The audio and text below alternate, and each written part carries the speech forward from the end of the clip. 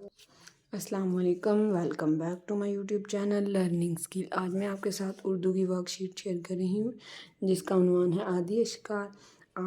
आदि अशकाल की हम लाम की आदि अशकाल और मीम की आदि अशकाल लिखना सीखेंगे। चलिए उससे पहले हम कंप्लीट करते हैं अपनी पहले वाली।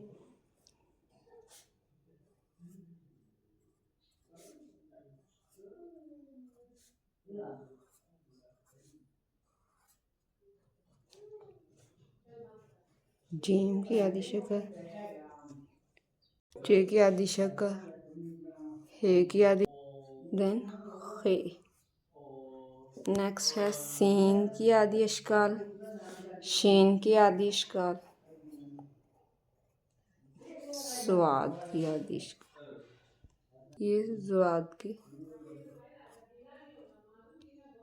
आइन की आदि अशकाल,